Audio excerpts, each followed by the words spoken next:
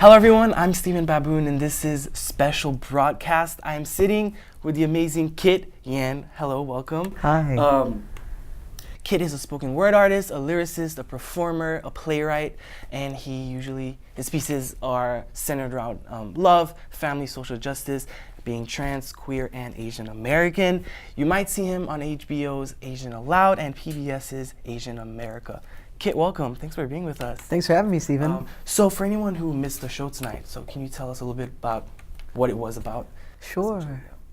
So I came to American tonight to perform a show called Queer Heartache, and it's a one-person spoken word slam poetry play. So over the course of the evening, I did 14 pieces of poetry that told a story of being queer, transgender, and Asian American. Okay, awesome. That's cool. Yeah. So I'm gonna jump right into it. So how do you create? What is the process? Like, how do you write? What are the steps? Can you talk a little bit about that? Yeah, absolutely. I feel like for me, writing is a combination of different kinds of inspirations and methods. So, sometimes for those of you out there who are writers, sometimes you write because something really got to you, and that beautiful feeling or angry feeling made you write something down. Yeah. Sometimes that happens to me. I write a lot in sort of like a workshop setting, so I give workshops throughout the country as well, and I write a lot in those workshops. Mm-hmm. And then I also I'm a writer in residence at the Civilians, which is a theater company in New York City. So I also create on that project, and I work on a new musical as well, and I create regularly with a partner. So those things hold me sort of accountable by having like people that have deliverables and writing partners and things like that. And then sometimes I get stuck like everybody else, and I do a YouTube video writing prompt. Yeah, you gotta do that. Yeah. So what are other mediums that you tap into that inspire you, like painting or music, or what other mediums? Everything. And I really spend a lot of time watching a lot of different kinds of art, like watching theater, watching concerts, going to museums, looking at murals, that sort of thing. Dance, I feel like is really inspirational.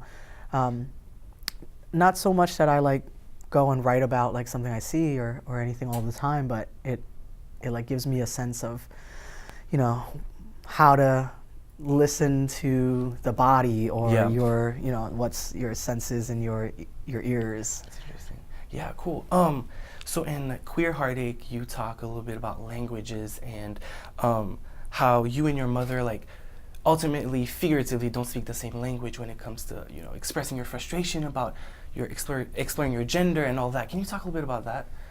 Yeah, over the course of the evening, you sort of see my relationship with my family unfold, and at times it was difficult and tense, but at the very, at some point in the piece, I talk about one of the major barriers to talking about identity with my mother, especially, is that she speaks Chinese as her primary language, and I speak English growing up in sort of like the colonized island of Hawaii.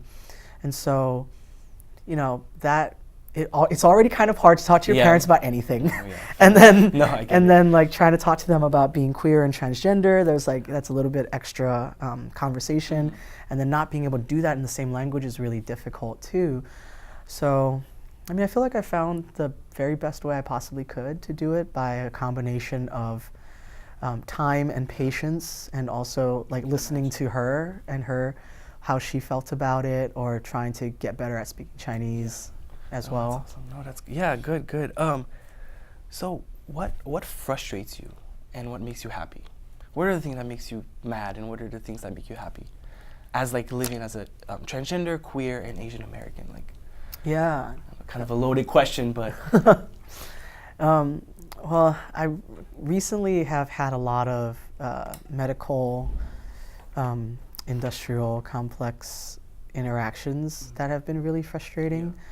Like the other day, I had to get prescribed a hormone, but when I went to the pharmacy to get it filled, they said they don't give birth control to men, and so. That is a really common thing that happens.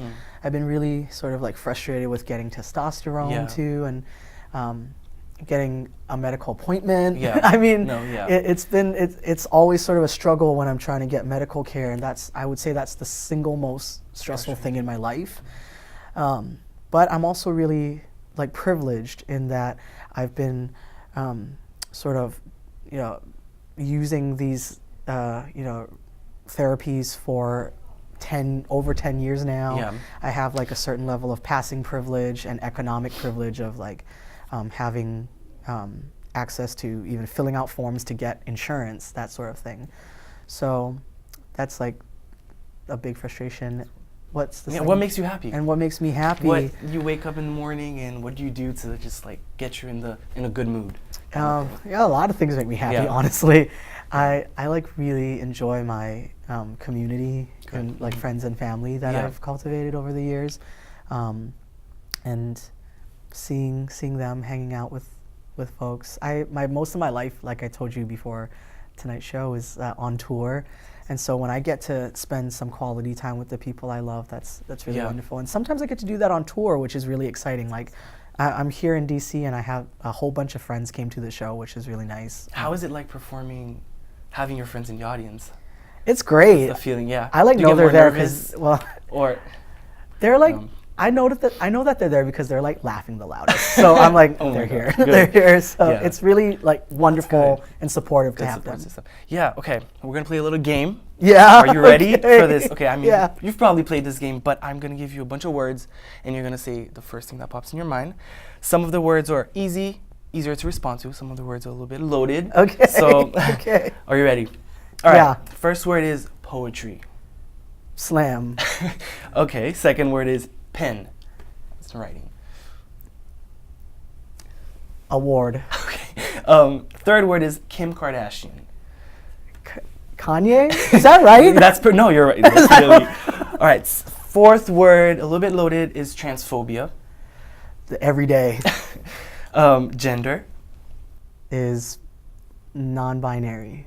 I like that. Masculinity. Is fucked up. Yes. Oh my gosh. Love. Oh, is everything.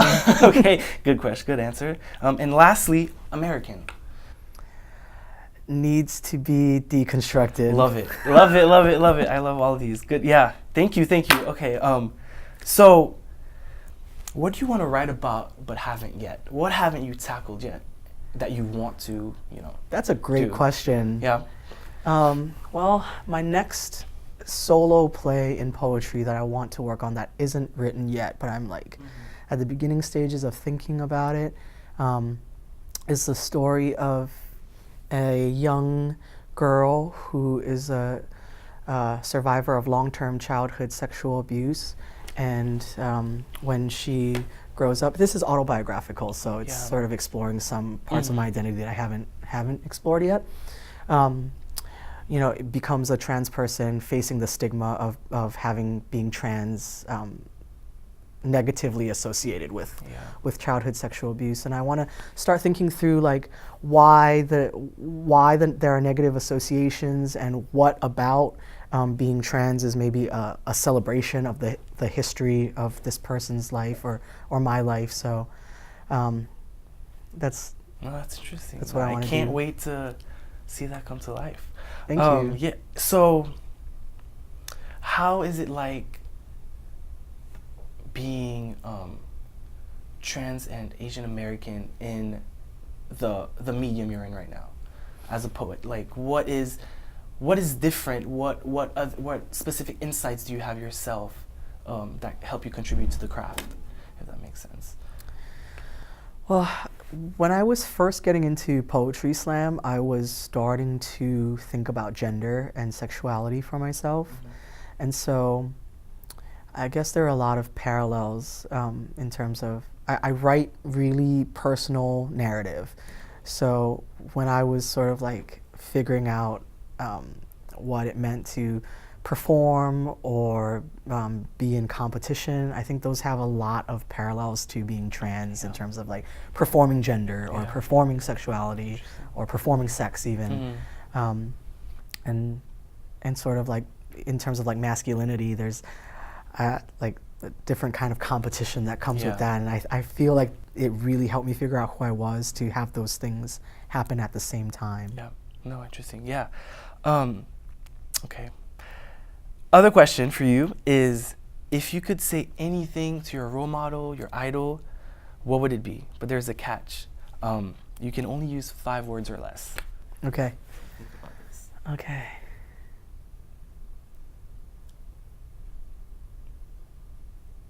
First off, who's your idol? Who do you admire? Like, who's your role model? Like, who do you look up to? My first several person that people. comes to mind is my mom. Yeah. Yeah. What would you say to her in 5 words or less? To you or to the camera? To me, you can say it to me. Okay. I'm your mom right now. All right. Let's see. Mom, you make me whole. I like that. That's awesome. Yeah.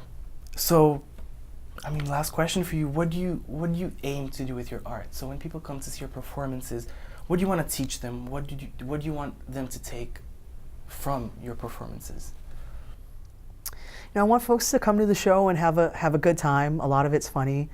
I want folks who are queer, trans, folks of color, maybe see our identities uplifted, and told in a wholesome way that's like, both ugly at times and frustrating and hard, and then beautiful and celebratory and successful. I hope that people go home and just love each other and are maybe inspired to also, write poetry or dance or do what makes them feel beautiful or happy as well. Love it. I'm feeling inspired. Thank you for that. That was beautiful. That's all we have for you tonight, everyone. Thank you so much for joining us. Thanks for It was having a me. pleasure. I'm Stephen Baboon, and this was Special Broadcast. Thanks for watching.